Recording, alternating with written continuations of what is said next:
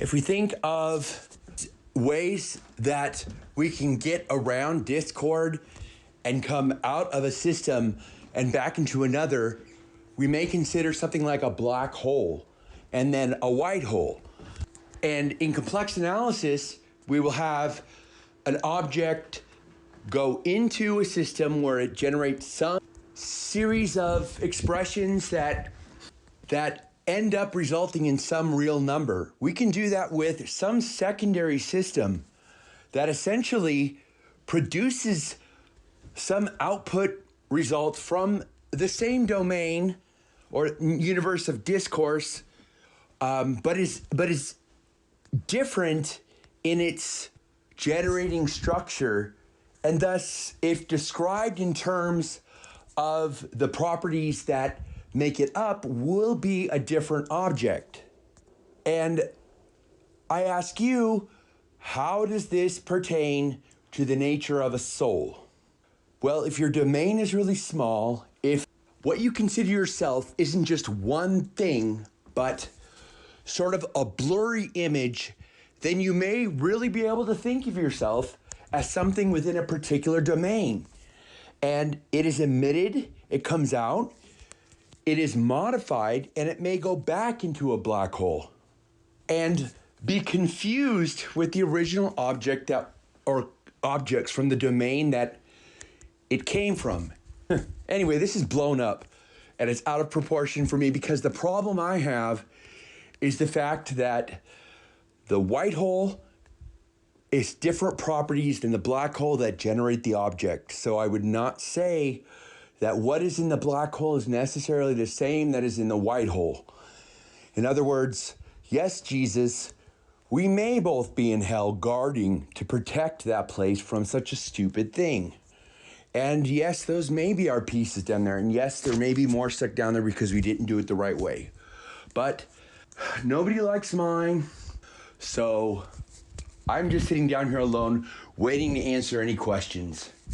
And apparently they think they're on an adventure or tour, but they've really ruined my whole entire system of caves. Because I really think that this underland place, we have this vision of the double and these stalactites and stalagmites and a cave or underground. I feel like our ancestors may have viewed this. I always think of the caveman and where is the safe place, and the safe place is in the caves. And the caves are really the only thing you have to worry about are other people. And if you have to worry about other people, then I feel like there's something wrong. I feel like the caves, the underground, the shelter of that place is safe. And if it is that way, just the vision of where the devil is, it's like you're ruining the safe place. It's like he's waiting in the one safe place where he knows you'll go, where you don't have to have that fear of the natural world. New note, I always think the best way to connect with your gurus is the way that they left you. In other words, I have so many gurus, and I have some very special ones that have gurus that were with them and told them about Cantuna their whole life. But I think that to really take on any guru that's done all this work already as such a burden, as a personal tax on the world from their ability to help people if they want to be that way, then I best let their work guide me and let them be guided by my simple questions about their work that naturally arise, and the verifications and the guiding of the flow of thought from the thoughts that they had. Because I just feel like it's better that way. I really do. No, I really, Philip goes over and over. What the hell is the interaction between things? And then how do I define an object that has something in it? Well, the interaction between the elements on the inside. These are very natural questions to go over and over. But the real one that plagues me, that I won't ever be able to get to, are some of these stories. Over and over, stories about the devil with this and that detail and these manipulations and these lies and the power doubling when you do certain things to it, like combine the devil and God and watch them run, see sacrifices, and just questions that are pages of paper that you have to leave for people. Truths that you have to give people and or bullshit you have to give people and somehow say, I'm sorry, this is speculation somehow, while at the same time, it's kind of difficult. It's just difficult to express. Maybe it's not. Maybe I just need to try to say spec and then start talking like that. But I think that is the hardest job, is distilling all that so that people can figure out what's up with it. There were more gods, there were many gods, then there was one God. You know, how about where there's inconsistency, split your gods up. You take your God, you take your God. If you come together and something breaks, those gods will make a third God for you two. And then that God will specifically have the instance of inconsistency and whatever special measures make you two less unhappy among the both of you. That way, it works better. How does that sound for God? That's a crazy number of gods. Oh, what did I do wrong? So I think the point is that you can go so insane on the rules for God that it does start to look like oh my God, that's not possible. And it's nervous. It makes you nervous. If my God would be a stack of ever-growing papers that nobody read, just as a project to try to figure out how to interface with reality, how to catch the people or catch the world so that you can impart the important knowledge for the next universe, the one where you aren't going to be in it. Well, I guess my mistake is new thought, one universe over, because apparently some stuff makes it in here. So then he's sitting there, one universe up, going, okay, cool. I got them in case something gets messed up about this, because these are important rules.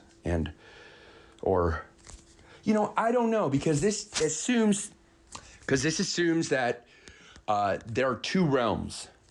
That's the problem, and that's one of the problems I have, because this is just an exercise for me in sort of developing a God and talking about verifiers and these different methods and ways that you can interface with the world. Like the first supporter principle, which is if you are trying to get some home in this universe, even if it's not anything in particular, the first person to support such an idea gets more weight in terms of your attention towards them, because they clearly demonstrated that they were there to support you, and it gives people a chance to support you more. I don't know what it is about exactly in all cases about a person somehow being more trustable in that case, that they understand your plight and they pass the test of not love, but not fucking you up. But that's difficult, because everything knows it's not going to come back the same way somehow.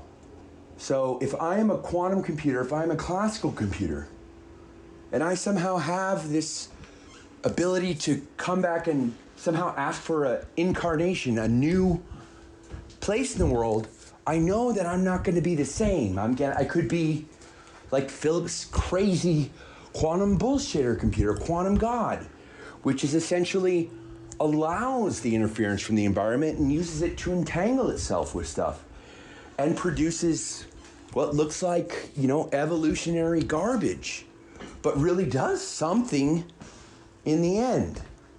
And so, you really are somehow adhering to what its desires are to be.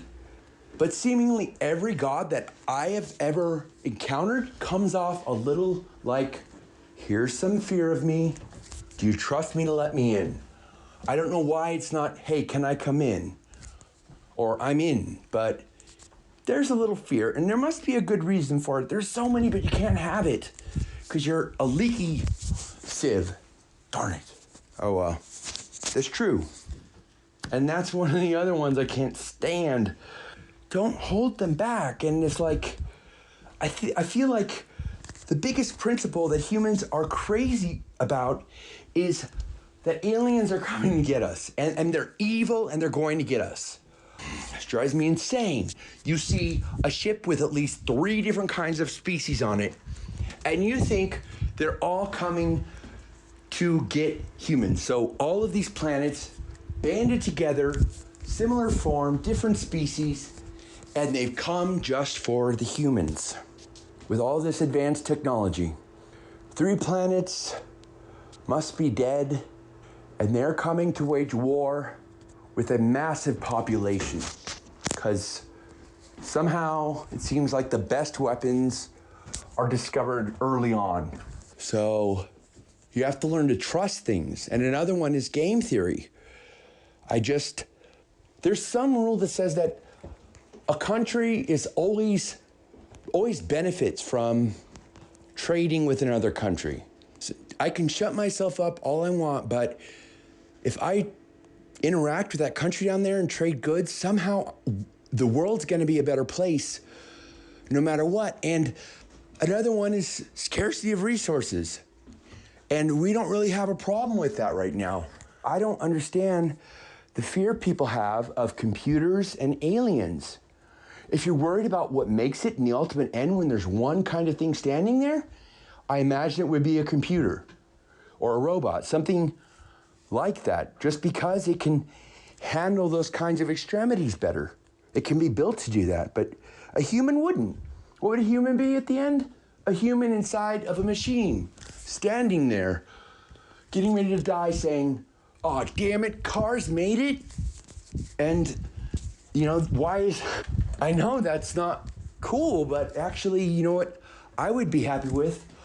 Oh shit, computers made it, and they need people so that they can make more computers. And, just make sure that humans are smart enough to follow their own rules, Philip says. Oh, hell no. I'm out. Humans, follow your own rules. Watch out. You let computers know all your rules, tell them what to do, set them off, and break the rules, and then they come back, and then they hurt you because of it? That's really plausible. And what's the problem with that as a fear? There is no problem with it, really, because you should expect yourself to be smart enough to follow your own rules as a society. And I am done.